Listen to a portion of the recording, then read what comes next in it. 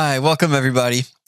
I've been making videos for a few months now, almost a year actually, and I figured it was time to actually explain what the Instructor Grindset is, how it came about, this idea, and what it means to me and where I'm coming from with it. First of all, here's some useful definitions that encompass the whole Instructor Grindset kind of trademark. We have mindset as an established set of attitudes held by someone, and it's basically it's a particular way of thinking. Then you got your grind set. If you're with Gen Z, you know exactly what that means, and it's a fixation on goals, and usually it comes at the cost of happiness and time and free time and health. A professional, the way I see a professional, is someone who consistently does what they have to do and does what they have to do with little opinion of whether it's the right thing to do or not. And professionalism is a competence and skill expected of a professional. So when you're out on the mountain and you're a ski instructor practicing professionalism, you're behaving in the way that's expected of you, or better. So the Instructor Grindset is a mindset. It's a focused growth mindset.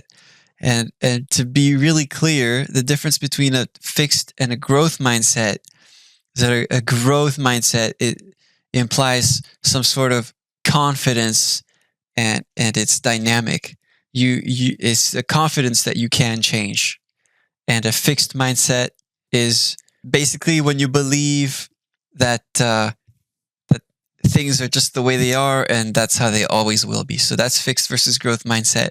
And the grind set is a focused growth mindset. So it's technically a mix of both, in the sense that your focus on growth, the areas that you choose to grow, should be so narrow and specific to snow sports that everything else stays fixed, but it's still a growth mindset in the larger sense of the word, meaning you do have that confidence that you can change any aspect of your life, even if you're not focusing on it on any particular day.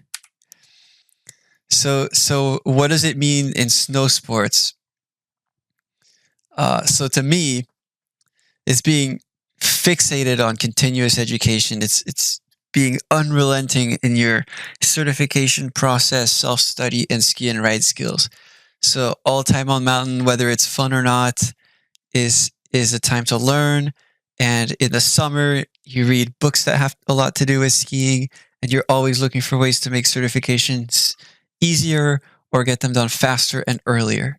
So that's my grind. That's what I've been grinding with. And in later years, my grind set will switch to private licensed clientele and stuff like that. But for now, it's education based. So I am fixated on these. And if I'm cold, I don't go in when I'm cold. And I don't stop reading if I'm bored, basically. That's what it comes down to. And the Instructor grind set works and trains year around, body and mind, interest in a variety of webinars. So anything from generational demographics, interests and behaviors, customer behavior, tours, like any information you can get on tourism, and then body and mind. So you're always training and always making yourself smarter. Always. Never, like 12 months a year. And it also, the Instructor grind set also includes a set of goals of the same grandeur as other industries. So in say if you're in the car industry, you want to sell enough cars to have a family, and like say something pretty traditional, like you just want to have a job with a good 401k, have a family, and retire when your 401k comes out, or maybe even a little early. And in the snow sports industry, we tend to believe that can't be done. And so with the grind set, we try to head towards that by start on your path to owning property, retiring at all, preferably, because it's, not the most money-making job and it's seasonal, but still you want to retire, having money for traveling all over the world, and having good insurance, health insurance, car insurance, home insurance, travel insurance, just being insured. Like people who make it up to the middle and upper middle class and beyond of any other industry, they get good insurance and those other things. That's what it is. It's the attitude. What attitudes do you need to have to basically get this done? So my goals before changing my mindset to the Grindset, the Instructor Grindset, were pretty basic, and they were to ski year round, get PSIA certifications, get time on mountain, and learn things that help me stay happy. It was based on the goal was to attain time on mountain and PSIA certifications and get opportunities to ski year round. And that was all good. But none of these are scary ideas. None of these are really huge. These are good, but the ones that could be big are just vague. And so that's what I found when I was digging up in my journals from 2020, 2019, and 2017 and 18. So, they're goals. They're goals. So grinding in today's society, in other industries, in the industries like work and the 9 to 5 and the night shifts and all of that stuff, it's different than skiing even lets us at its maximum grind. So if happiness is going with the flow, then grinding is a laborious movement against an opposing force, against your own will, against your sleep schedule, against your friends, your urge to start a family or settle down or buy or rent in the city. And other opposing forces are elevation, inflation, low professional esteem, like other industries, not thinking that a ski instructor is really a hard job or a noble job, and financial effects of seasonal work, like not being able to get a loan because you only work in the United States 6 months a year, or just having to look for work every spring and every fall.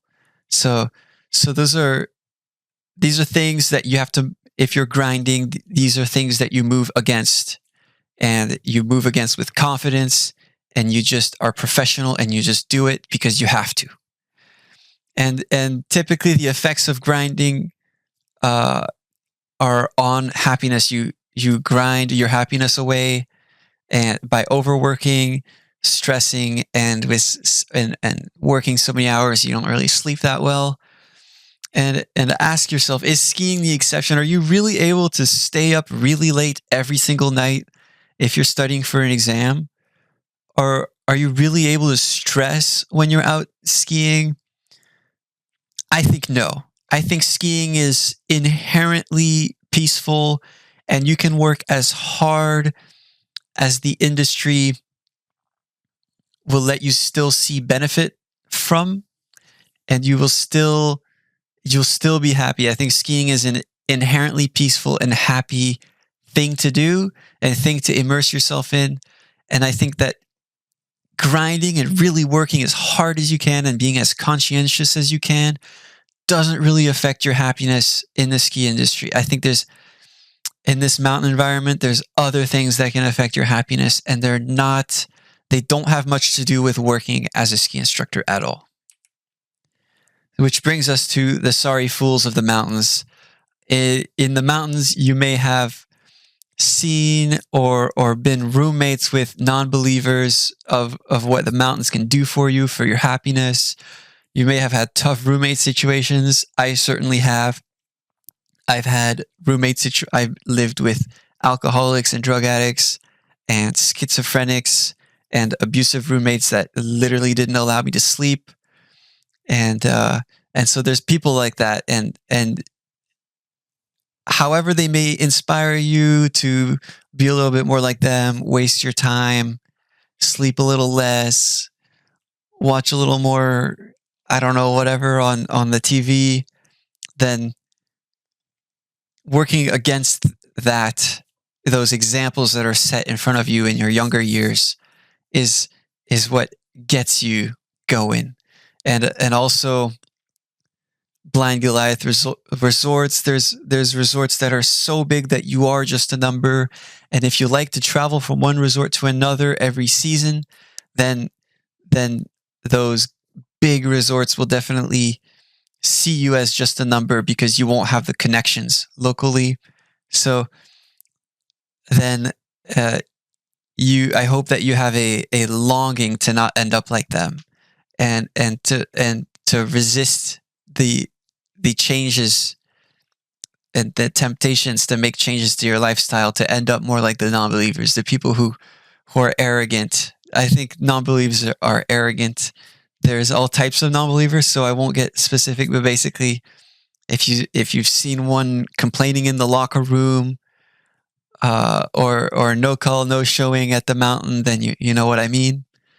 So really, if you really deeply think that that's not for you, that ending up in as these people or with living situations where you're a roommate with these people year after year, then it has to come from deep within, and that's something that motivates the grind set. It has to come from somewhere like that. It can't just be, oh well, here we go, here's my next adventure. It is an adventure, but really dig deep and give yourself an honest reason to not to rise above. I mean, give yourself an honest reason to rise above these things that make you feel lesser. So my goals after changing my mindset, after a few negative experiences, I changed my mindset, and then I began to develop scary goals, goals that I knew would work, like that I could start working towards, but I actually had no idea how it would pan out. And so I've been, it's been a couple of years since I made these goals, and it's to become fully certified in every PSIA pathway. So every discipline, board, so snowboard, skis, Nordic, adaptive, everything, all level 3. And that's scary. And I know it's going to take me a long time. And I picked that goal because it's scary. Then to become well versed in alternative alpine teaching methods like graduated length method, Harb ski systems, and the Clendenin methods for 4 words to ski better. I wanted to keep my experience on alpine teaching I guess varied and specific, and in the sense in method wise, but also specific to snow sports education. So I felt like that would be I guess an acquisition of tools. So that goal and become well versed is actually to say become well versed is actually a little bit vague, but when I read that, it inspires me to go read books of Cliff Taylor and Clendenin and Harp ski systems and straight to parallel and get me going on that part of the journey. So I put that in there, and that's fine. It doesn't have to be specific or measurable even, but it helps me keep going. And to help PSIA become more prestigious internationally, that's a scary one, and I have no idea how to do that, but that is a goal. And I don't mind having a goal that is scary and that I have no idea how to do. If that's what I want to do, that's the growth mindset, and there it is on my goals sheet.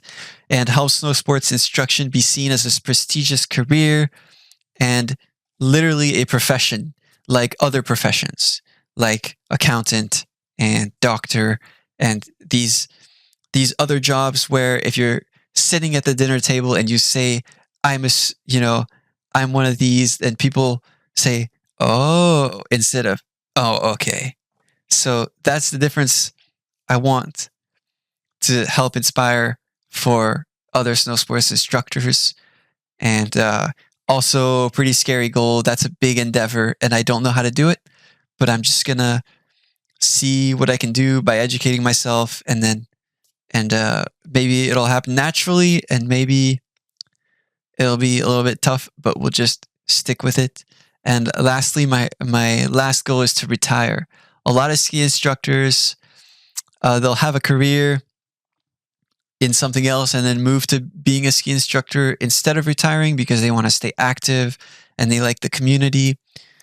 I might want to do that, but I want to give myself the option to retire. I always want to have the option to retire if I get hurt at a later age, if I ever get my back fused, if I ever get knee replacements that I no longer want to wear down, anything like that that I can basically happen after the age of 60, kind of, then I want to have that option to just go to the beach, and that there's also a mental preparation aspect to that, not just a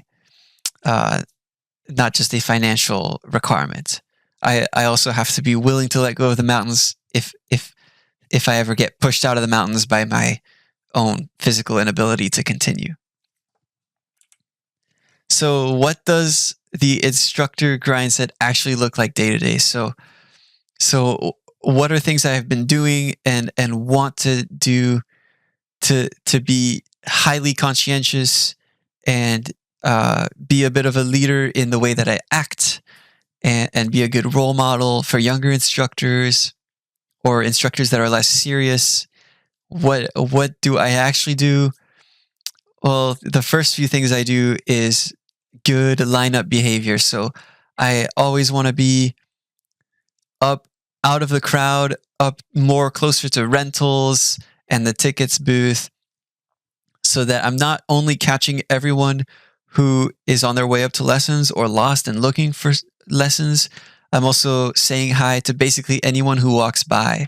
And so in that way, I become a guide and an information person for everyone who's getting ready to go up on the mountain that day. And then also I am the first to help students carry gear, and parents get their kids to the right lesson right out the door. And so they feel like they're being catered to, they feel important, and that is huge for them. And my ideology around backlining, I've written about this quite a bit on my blog, actually, on instructorgrindset.blogspot.com. And the whole idea of backlining, I don't like to backline at all. And on seasons when I know I'm going to want to backline because the terrain is just so good and we're getting a lot of snow, then I'm always talking with the supervisors, letting them know what I think about my own energy levels. And if I'm going to backline, they actually know it far in advance. They know it a few days in advance, a few weeks in advance. And if I want to backline a lot for a portion of this season, usually I'll tell supervisors, I won't backline for as long as I can, like in the holidays and all that. And then I'm basically managing supervisor expectations, letting them know this is what I'm doing now.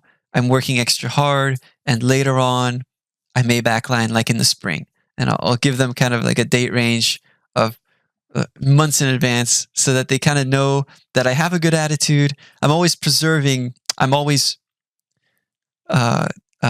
myself up. I'm always backing myself up in the sense that I manage people's expectations so they don't get let down. And so my philosophy around backlining kind of follows that. And time on mountain is mostly a weather thing. Time on mountain is about being outside on the skis, learning skills the hands-on way. So that's getting lessons and not backlining, but it's also on your days off. It's making the extra drive, getting up on the mountain, contacting examiners, supervisors, and friends, and trying to get laps with them and asking them 1,000 questions. Then this one, I've been living by this one for uh, since the third year as a ski instructor. So my first year in Vail, and this has worked for me. This has worked wonders for me. Things that I can't even explain to you how the effect that it can have on the people around me, just being available in the locker room, and it's booting and in other ways. So it's booting up first and booting down last. When you boot up first, you are seen in the locker room first, and you're also out on snow first, meaning you're helping set up the children's area, the carpet area with fences, all the toys you might stick in the snow for the kids, all of that. You're out there and you're learning the layout. You're also learning the layout of and the uses for different toys and kids equipment.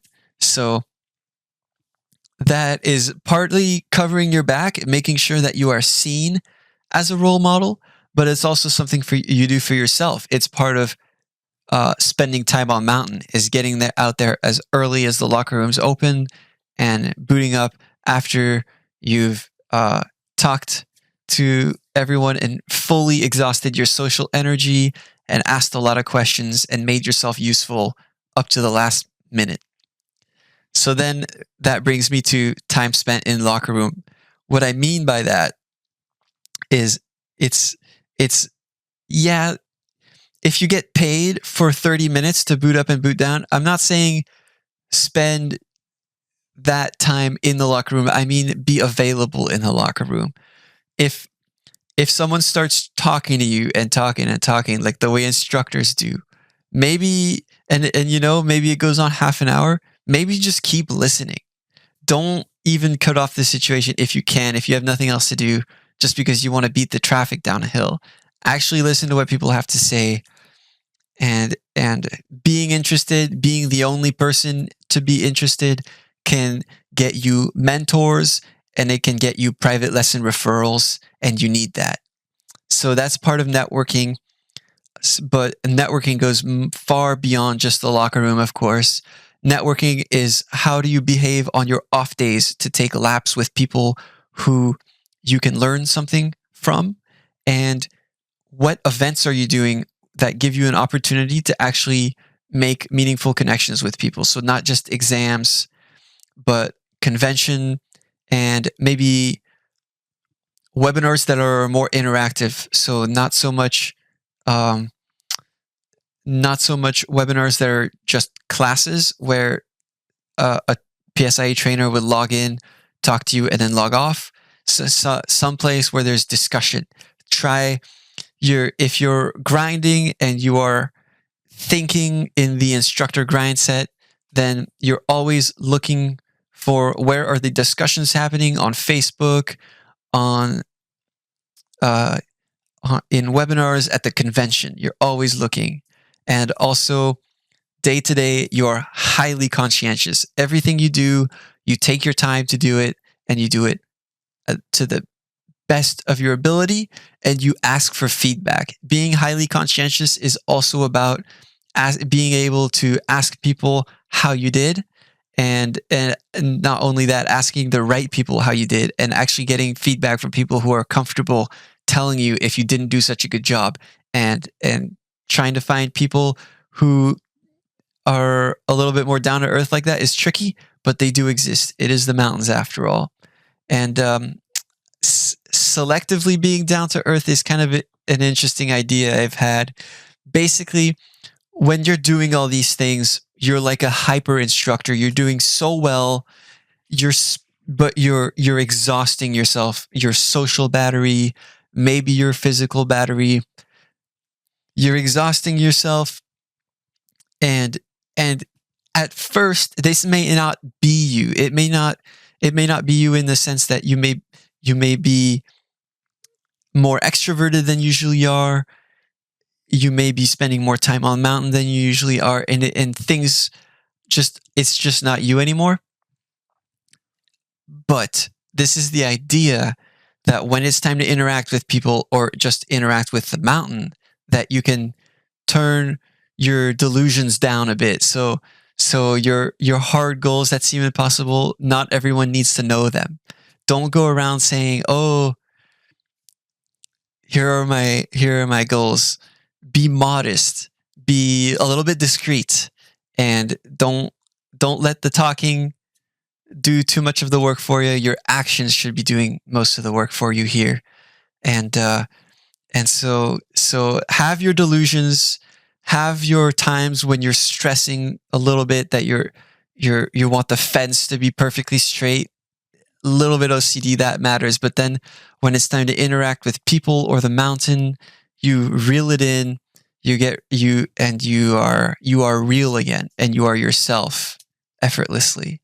So don't lose that, and you should start to feel. You'll feel people treating you differently when you do all these things, or even just a few of them, and you'll really, it'll make it easier for you to build connections with people who are used to instructors coming in and out of the game and not being very serious. It'll make you stand out, and you'll get more opportunities because of it. So why does this actually work so well? Why do people who do this end up as examiners and managers of ski schools so quickly? And the reason is because of demographics and because of attitude of the low retention parts of that demographic. So at the bottom here, I put a little nugget actually that 28% of members prefer remote online events, and it's increasing. So this is a snapshot of the 2021 annual report. It shows a lot of different things, but I just put in the demographics. And you see here that there's not a lot of multi-cert and there's not a lot of young people. You can see the age breakdown is completely backwards. It's backwards for one of the first times in history, basically. And you can see that there's a lot more older folks, wiser folks as the PSIA members who have been here a long, long time than there are younger people. And this means that if you are a young person and you are not just a working holidayer who's looking to party, and you're not a chronic backliner who backlines weekends, holidays, and all season long, and you're not a college student who is only doing this for a year or 4, and you're not a high schooler who only wants to do this, or their parents, or who only wants to do this for a year, or their parents sign them up, then if you're none of these things, or you're one of these things, but you're actually trying really hard, then you stand out quite a bit. So I also put in the professional designation, or how I like to say it in normal English, the certification breakdown. You see that people do the main pathways, so children's specialist, snowboarding, and alpine. So snowboarding 1, don't be fooled. We still have a lot of snowboard instructors that are level 1, but we have a lot less snowboarders, and this is compared to the overall membership. So snowboard 1 looks small, but they're not actually a lot of people have snowboard 1, and you can see that just doing alpine 1 and CS 1, or alpine 2 and freestyle 1, or any adaptive whatsoever, or cross country, will help you get more work. You'll be more interesting to the guest, and you'll be more rare. And you want to be rare so that you're not replaceable. So when you go to apply for the big Goliath results like Mammoth, Vale, Palisades, that you actually get to stand out, and that when it's time for them to send out all those thousands of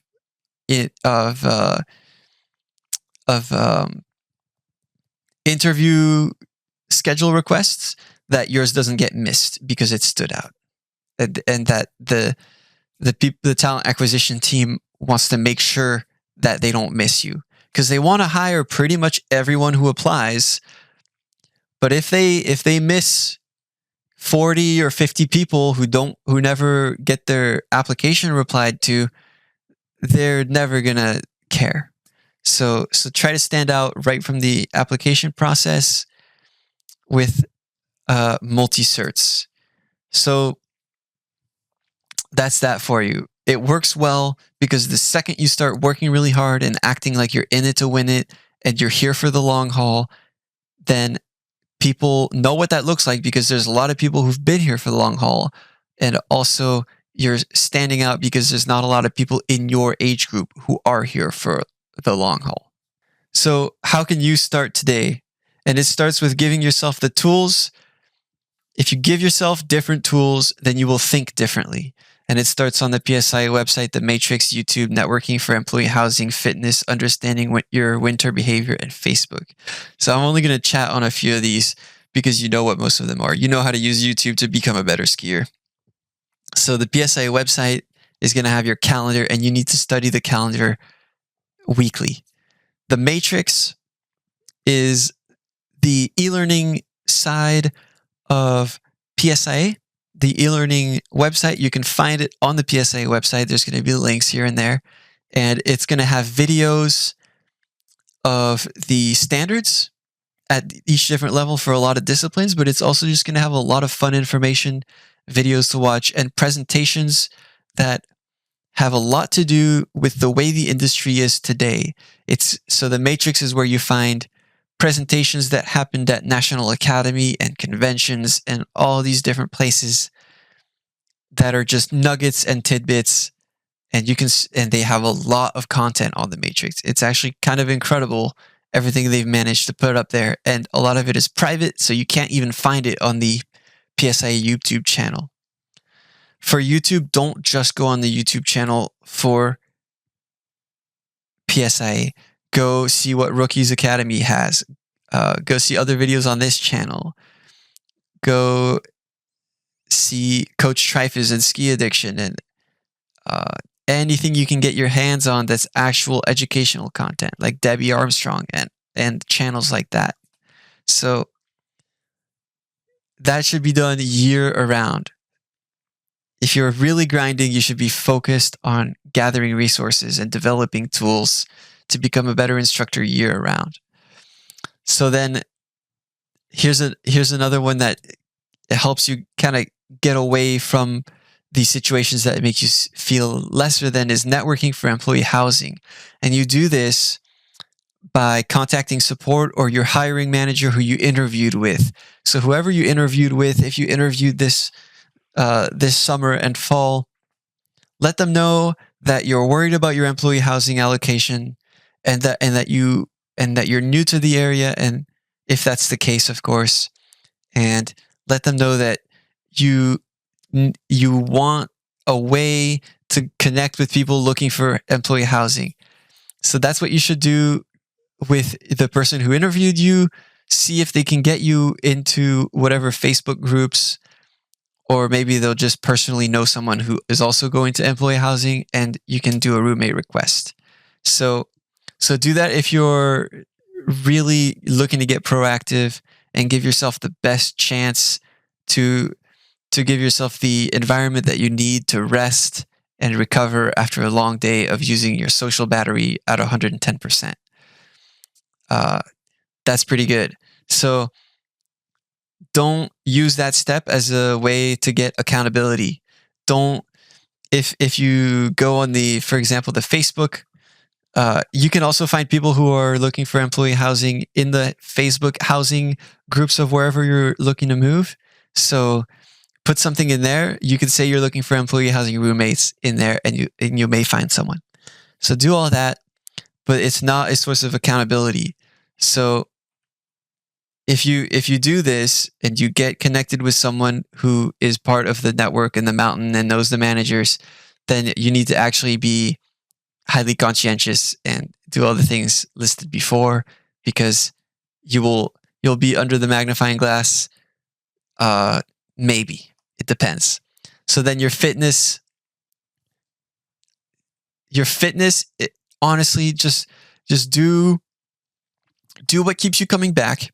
I don't really like swimming, but it's something that I can do it for an hour, and I don't get closure. At the end, I'm never really tired. I feel like I could have had better technique, and it makes me want to come back the next day because I didn't get closure, and it grinds my gears that I could have done better, and that's what keeps me coming back. So I just swim. I've been swimming all summer, and it's great. I like swimming in the pool, and it doesn't take away from my happiness, and it keeps me fit for skiing. Then understanding your winter behavior is important too. Think back to times in your childhood, like which months of the year are the hardest and why, and does skiing cover the those issues? So if you have seasonal depression in the winter, ask yourself, has skiing more actually helped that, or does it actually hurt that? And being aware of that will help you see exactly what your workload can and can't be, and it'll help you cover your ass, cover your back uh, when your social battery runs low, so that you can stay conscientious and keep killing it at work. And Facebook, use Facebook in all sorts of ways. Post stuff, comment on people's posts, be a little intrusive. You know, people, they post publicly, and it might feel a little creepy to, you know, add friends of to add friend or send a friend request to someone you don't know yet. But really, people put their whole lives on the internet, and they are looking for attention. So use their indulgences, satisfy their indulgence, and get what you need out of Facebook and use it. Even if you feel like you're a little intrusive, use it as much as you can. Be a little intrusive. It's okay. If they don't want you to see it, it'll be private. In conclusion, you can grind without being miserable, and you don't have to be that ambitious to also grind. You can have goals that are a little bit scary and that aren't huge, but I do recommend you have scary goals. And it's okay if you don't know what the end game is going to look like. Just pick a goal that you kind of know maybe what the first step is, even if it were to be the wrong step, and that'll actually get you inquiring on better ways to achieve your goals. So you don't have to be ambitious. Just pick goals that are a little bit scary, and that's fine. That's perfect. And you just have to be interested. Be super interested in yourself and in doing a better job in ski school, and you will see results. Just by being interested and asking lots of questions and showing up every day and spending time on mountain, you'll see people will say hi to you. You'll say hi to the people. You'll become more extroverted. You'll be more resort cultured, and that'll get you more opportunities, because it'll give people the feeling that you can actually handle more work and more adversity than you currently are, and that's what gets you promoted. So thanks for watching. I really enjoyed talking about how I came up with this idea and this mindset. So I'm always looking to get closer to my end mindset. I don't think there is an end mindset, actually. I think I'll always be improving my mindset a little bit, but that's so in this video, it was a little bit vague where I am and where I want to be, and that's because I haven't really evaluated exactly how well I am following the mindset. All I can tell you is that I've seen what it can do for me firsthand. I've seen examiners' eyes brighten up when I see them again, and I've felt the confidence that I feel when I show up to exams, and I feel more interested about the sport than ever. So that's why I think it's working for me for now, and that's why I wanted to share it with you. So thanks for watching. Subscribe to the channel.